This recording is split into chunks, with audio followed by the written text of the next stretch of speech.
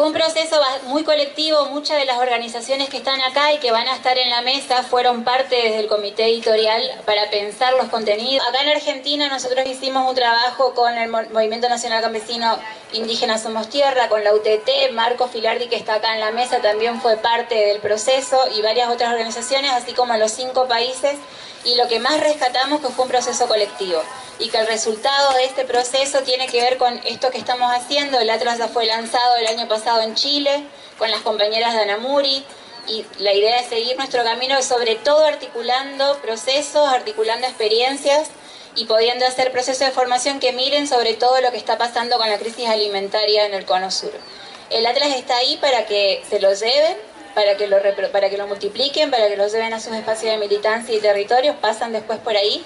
Pero ya le doy la palabra a Sara, para quien va, una compañera que va a moderar la mesa. Sara Sebeco es de BASEIS, Base de Investigaciones Sociales de Paraguay, que también es una organización que fue parte del proceso con el Atlas, así que te paso la palabra. Y acá, ¿será que va a funcionar? ¿Sí? Buenas tardes. Voy a presentar primero los integrantes de la mesa, después hacer una introducción muy cortita y empezamos. Bueno, están aquí en esta mesa Patricio Bertiz, que es agrónomo, doctor en Ciencias Sociales, investigador de la Facultad de Ciencias Agrarias y Forestales de la Universidad de La Plata, y también miembro del Instituto Tricontinental. Está bien. A mi derecha está Dina Sánchez, es secretaria adjunta de la Unión de Trabajadores de la Economía Popular, aquí en Buenos Aires. También está Ana Paula Perles, que es de Brasil, de São Paulo.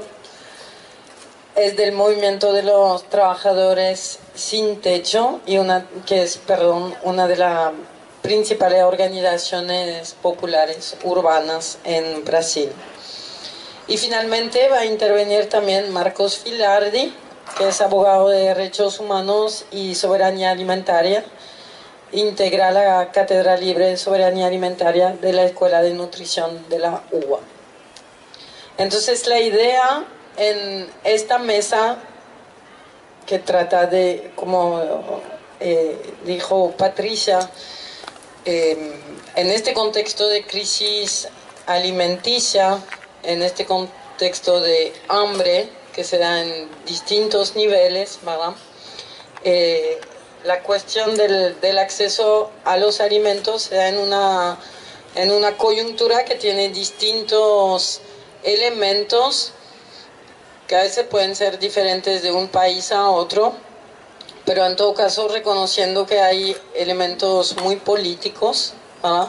Que el hambre es un tema político ahora mismo en el Cono Sur, y que los alimentos son, digamos, elementos son vida, pero también son elementos del sistema capitalista, y en este marco, digamos, las relaciones que se dan en el sistema alimenticio y que finalmente nos llegan a nosotros que producimos o consumimos alimentos, están atravesados por elementos que son muy visibles, ¿verdad? El precio de los alimentos es un elemento visible de cómo funciona el sistema. Las luchas que llevan adelante los movimientos también son visibles, empresas, normativas, ¿verdad? Pero también hay elementos invisibles dentro del funcionamiento del sistema, que pueden ser intereses, negocios que desconocemos, ¿verdad?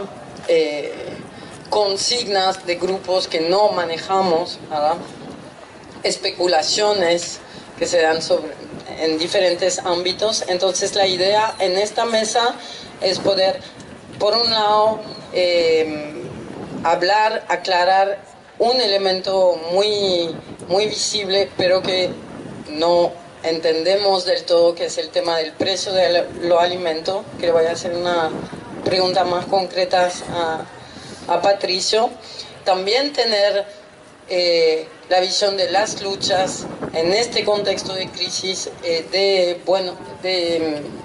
la economía popular en Buenos Aires y en San Pablo, y finalmente tener como una especie de síntesis de los elementos más claves en términos políticos por parte de Marcos, ¿verdad?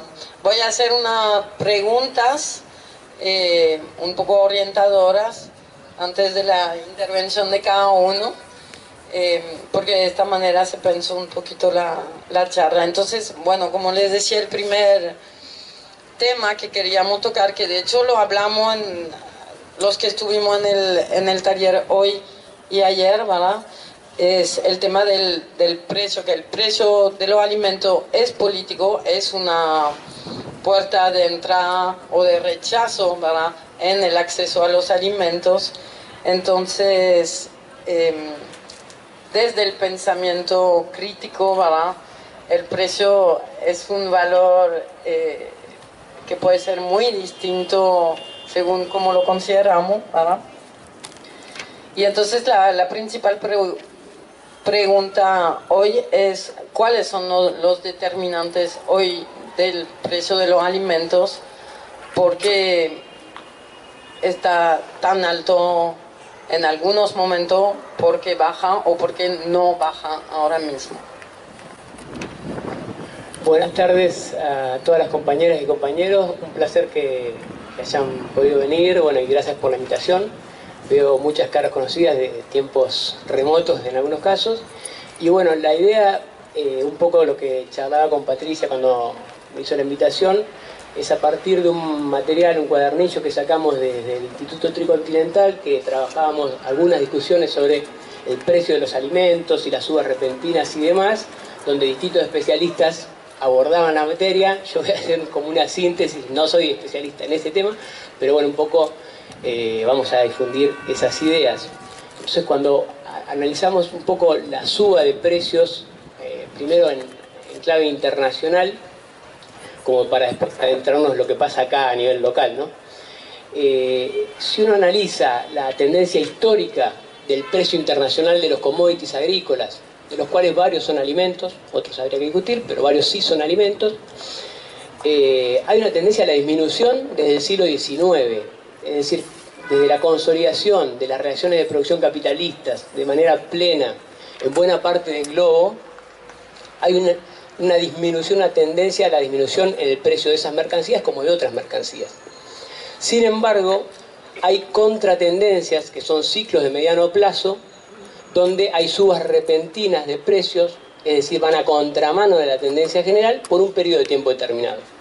Eso se puede ver muy claramente en la Primera y Segunda Guerra Mundial, en la crisis de mediados de los 70, en el siglo XX, y en el siglo XXI, a partir del 2003, aparece una nueva fase de esta contratendencia. Entonces, bueno, ¿qué es lo que explica esa suba a contramano de esa tendencia general, ¿no? El punto más álgido, mejor dicho, de esa contratendencia fue la crisis del 2008, en el marco de lo que fue conocido como el boom de los commodities, donde hubo un crecimiento en el precio de todos los commodities, entre ellos los commodities agrícolas. Y por supuesto esto genera una serie, se generó en su momento, y cada contratendencia genera crisis alimentarias, que generan aumento de la pobreza, aumento de los niveles inflacionarios que se expresan con mayor virulencia en los países de la periferia o en el sur global, en nuestros países, y generan procesos de inestabilidad política. Ahora, esa contratendencia que duró fuertemente del 2003 hasta el 2012, ahí empiezan a bajar los precios internacionales de los commodities agrícolas, llegamos al 2020 y ingresamos en una nueva fase de crecimiento, una nueva suba. Entonces, la pregunta es si es una nueva contratendencia o es parte del momento anterior, porque lo que no comenté es que la baja de precios luego del 2012 hasta el 2020 igual mantuvo los precios internacionales en promedio superior a la década previa. No bajaron hasta los niveles previos de esa contratendencia del 2003 al 2012. Entonces, bueno, más allá de si es una nueva fase o es parte de lo mismo, lo que nos preguntamos es cuáles son las causas de esos incrementos en los precios internacionales de los alimentos? Bueno, en primer lugar hay dos tipos de causas. Causas más coyunturales, particulares del momento, y causas estructurales. Dentro de las coyunturales tenemos obviamente por todos y todas conocidos los efectos de la pandemia de COVID-19 y la restricción de la actividad económica y de la circulación de mercancías brutal en buena parte del globo. Si bien las actividades productivas primarias siguieron funcionando, la circulación de esas mercancías se vio fuertemente restringida. Y si tomamos en cuenta que China se ha convertido en el epicentro del comercio internacional y que tuvo medidas más fuertes en términos de restricción y más duraderas, implica que eso generara también congestiones de circulación de mercancías en otros puntos del globo. Y hacia el 2022, por lo menos todavía se veían efectos de esa retracción de la dinámica de circulación de mercancías. Y por el otro lado, febrero del 2022, conflicto entre la Federación Rusa y la OTAN, también genera un elemento de peso sobre una presión a la suba de los commodities agrícolas. Bueno, tanto Ucrania como la Federación Rusa son productores de algunos de los productos de mayor peso a nivel global, pero además también intervinieron afectando la circulación. Bueno, dentro de las causas estructurales, que ya no tienen que ver con un momento concreto, disculpen que se me vuelan los papeles, pero bueno, son ayudas memorias, hay explicaciones usuales que uno cuando mira los trabajos, los análisis, son muy recurrentes. Aumento de la población global, demanda asiática en incremento con el eje China-India, aumento en el consumo de carne per cápita. Son como las explicaciones más usuales, que explican parcialmente el fenómeno, no en su totalidad. Así que la idea es un poco desarrollar algunas de las otras causas o factores. En primer lugar, el incremento... Decime cómo vamos con el tiempo. ¿Sí? Bueno, acelero. En primer lugar, el incremento en el precio internacional del petróleo y otras energías. Eso impactó directamente en los costos logísticos. Hoy las mercancías agrícolas, muchas de ellas alimentos, otras no, insisto, se trasladan por miles de kilómetros. Eso implica que el transporte sea decisivo y un aumento en el costo de transporte, sea terrestre, marítimo, fluvial, impacta de lleno, presionando la suba del precio de los alimentos. En segundo lugar, el incremento de costos de la mayoría de las actividades primarias agropecuarias. Hay una presión global hacia el aumento de los costos, digo en los modelos convencionales, ¿no? O predominantes, como queramos llamarle. En ese sentido, eso también se vincula con el aumento del petróleo, por los fertilizantes y por el aumento del combustible que afecta también las labores, el laboreo de las actividades agrícolas o agropecuarias. En tercer lugar, el incremento de los mercados de biocombustibles. Si bien con destino hacia biocombustibles no se destina toda la producción, sí es una parte de la producción cada vez mayor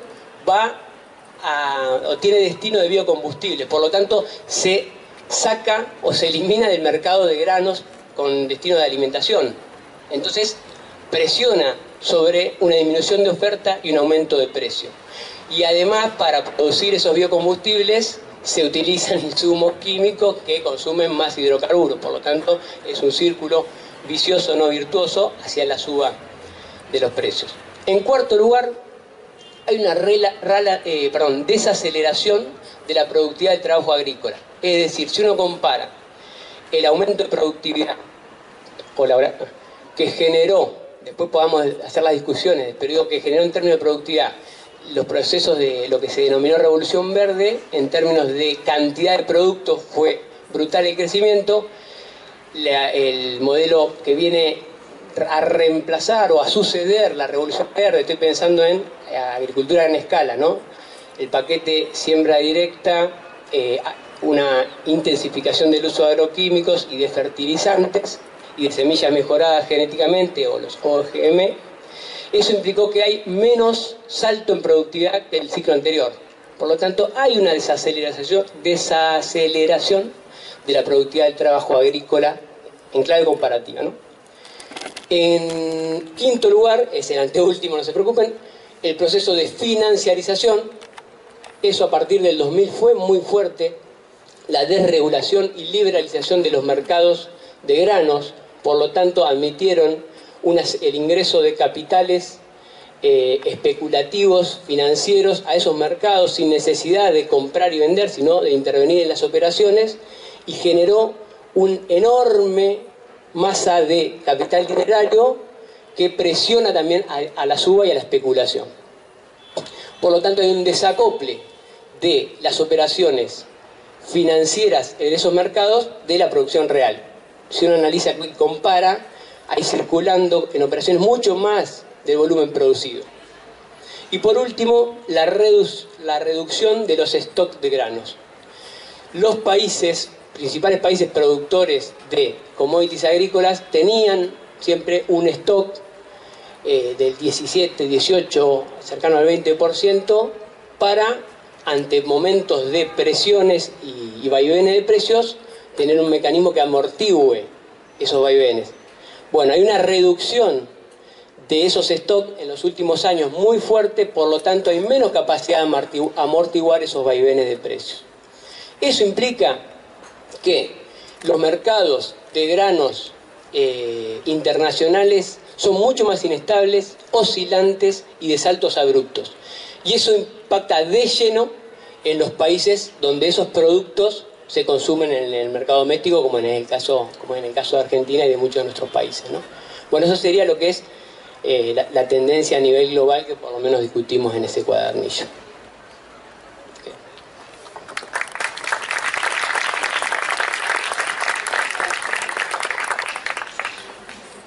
Yo solamente para cerrar sobre este tema, dos elementos no mencionaste y te pregunto porque también entiendo que esto es centrado sobre los granos y los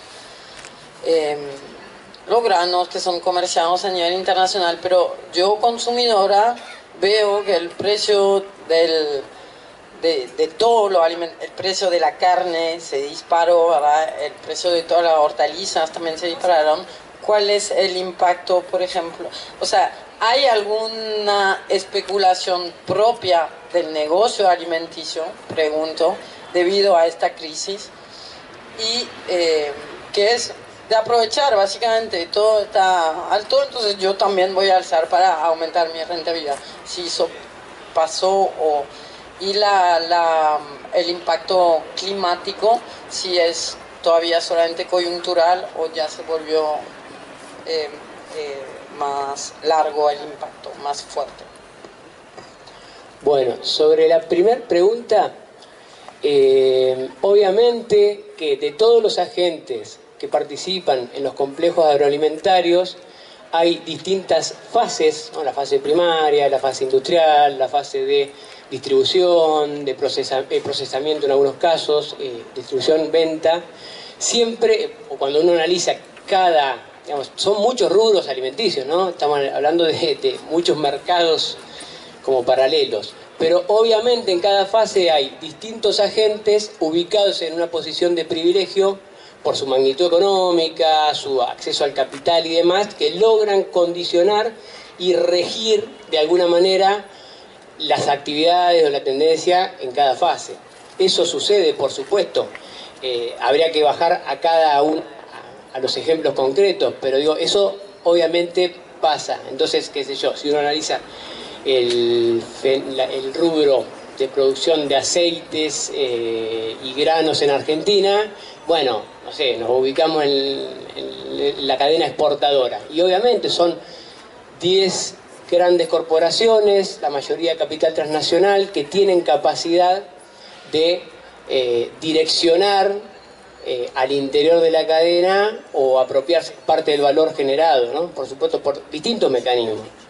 Después, por supuesto, los agentes que están instalados en la provisión y venta de insumos, las grandes multinacionales, que tienen la capacidad de imponer un paquete tecnológico, cómo se produce en forma predominante en cada una de las actividades productivas. Estamos hablando que es ganadería de carne, lechería, agricultura de granos a gran escala y también horticultura. Si uno analiza las distintas actividades, la forma predominante de producir está digitada por un paquete tecnológico que más o menos se va imponiendo, uno no sabe bien cuándo, pero se cristaliza y hay distintos agentes y distintas responsabilidades. En eso yo creo que las grandes corporaciones multinacionales que controlan las semillas, los agroquímicos, en algunos combinan, tienen una capacidad brutal de imponer cómo se produce en los distintos países. Eso es así. Yo quizá por ahí estaría bueno bajar al ejemplo de Argentina en cómo estas dinámicas globales impactan en nuestro país. Me parece que era pensado para la segunda parte, pero puede ser. Me tiré un centro, pero bueno. Creo que acá cuando uno analiza el fenómeno a nivel local, también, ¿por qué suben los precios? Que es un problema cotidiano para todos los laburantes y las laburantes, que no llegamos a cubrir en algunos casos llegamos y otros, grandes mayorías, no llegan a cubrir la canasta alimentaria. En primer lugar, hay causas que son netamente coyunturales también. Por ejemplo, ahora subió el tomate.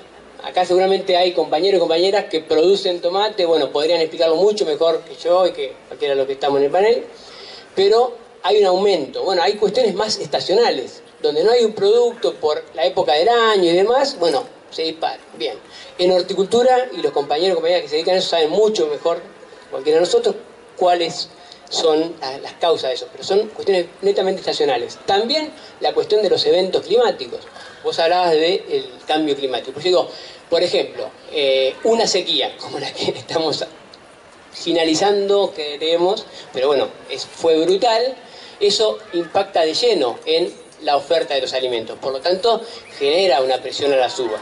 Ahora, esos son aspectos coyunturales. ¿Qué pasa con las razones estructurales? Y bueno, nosotros en Argentina, de lo que se produce, hay alrededor de 30 y pico complejos agroalimentarios, por producto, ¿no? El complejo de la carne, el complejo de la leche, el complejo de la soja, del girasol, del maíz, del trigo, de la cebada, del tabaco, bueno. De esos complejos que son 30 y pico, el 29 cadenas exportan. Obviamente algunas exportan una porción menor de todo lo que producen y otras una porción mayor, como el caso de la soja, que alrededor del 95% se exporta. Ahora, en aquellos casos que exportan poco, igual los vaivenes de los precios internacionales impactan en los precios domésticos. Por lo tanto, si decíamos que hoy los mercados internacionales se caracterizan por un movimiento oscilante y con saltos abruptos, eso ingresa de lleno. Cuando hay un salto en el precio de la leche a nivel global, repercute en Argentina, por más que se exporta el 25%. Ni hablar la soja, el maíz, el trigo. De esos productos, parte son centrales en la dieta de la mayoría populares o de consumo masivo. Carne, leche, carne de todo tipo, ¿no? De carne porcina, carne avícola, huevos, leche, aceites. Por lo tanto, ante la suba en el precio internacional, directamente impacta en el precio a nivel doméstico, por más que se exporte una partecita. Bien, además hay un efecto indirecto. Muchas de las producciones, carne, leche y demás, utilizan suplementos. Esos suplementos se realizan en base a los principales granos: speller de soja, afrechillo de trigo, speller de girasol, maíz. Por lo tanto, cuando hay un aumento de esos granos, directamente presionan los costos hacia arriba de esas producciones. En un escenario de sequía brutal como el que estamos viendo ahora, eso se vuelve mucho más sensible, porque no hay forraje ni de los pastizales naturales ni de las pasturas implantadas. Por lo tanto, esas cadenas, esas actividades requieren mayores niveles de suplementación. Las producciones extensivas de carnes y leche, y también las intensivas como porcino, carne de cerdo, avicultura y demás. Por lo tanto, ahí también presiona. Y por supuesto, también por la competencia por el uso del suelo. Es decir, si un cultivo se dispara al precio internacional, es más rentable y presiona sobre la superficie, reemplazando a otras actividades muchas veces. Eso se vio muy fuertemente con la suba internacional de la soja y cómo desplazó otras actividades. Por lo tanto, ahí hay una relación directa de lo que pasa en los precios domésticos de los alimentos con las tendencias en los mercados internacionales. Y por último, hay unos factores internos, y ahí tienen que ver con cuestiones netamente de lo que pasa acá. Y con esto cierro y dejo lugar. Pero, en primer lugar, Argentina, en lo que es la distribución de los alimentos entre las distintas fases de esas cadenas, tiene enormes gastos de logísticas, porque los productos recorren cientos de kilómetros innecesariamente. Entonces, se produce leche en un tambo en Castelli, va a través de la usina o la empresa láctea, manda su camión, recoge esa leche, va a General Rodríguez, se elabora leche en esa planta y vuelve mediante los camiones de distribución de productos a venderse en un comercio Castelli.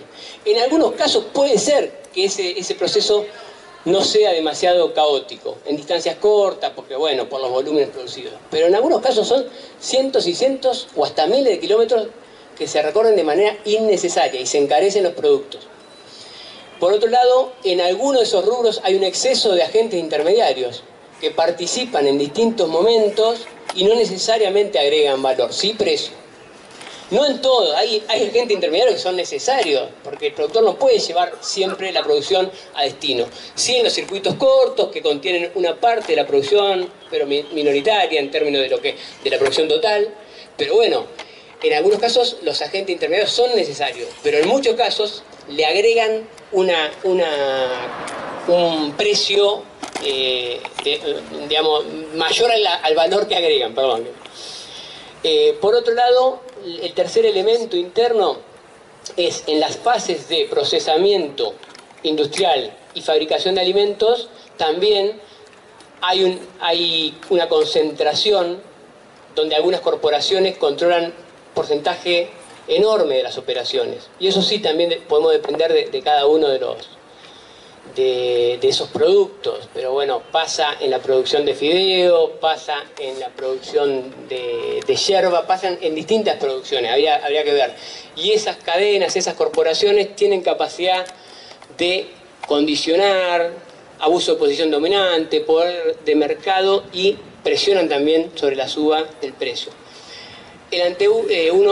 Otro de los elementos sería la dolarización de los costos de la producción primaria. La mayoría de las actividades agropecuarias están sufriendo una tendencia a la dolarización de los costos, que es brutal, porque la mayoría de los insumos está atado a precio dólar. Aún algunos que se producen a nivel local, pero cuyos insumos para su producción tienen componentes importados. Por lo tanto, ese paquete tecnológico o los planteos tecnológicos predominantes de la mayoría de las actividades productivas tiene un proceso de dolarización creciente de los costos de producción. Y por último, el costo del arrendamiento. En general, del 2000 hacia adelante ha habido una brutal valorización de los inmuebles rurales en Argentina y eso se traslada también en alguna medida, a veces al precio, cuando hay disputa por quién se apropia de esa renta, ¿no? Pero bueno, esas son cuestiones internas que ya no dependen solo de su vínculo con los mercados globales. Bueno, muchas gracias. Muchas gracias. Muchas gracias.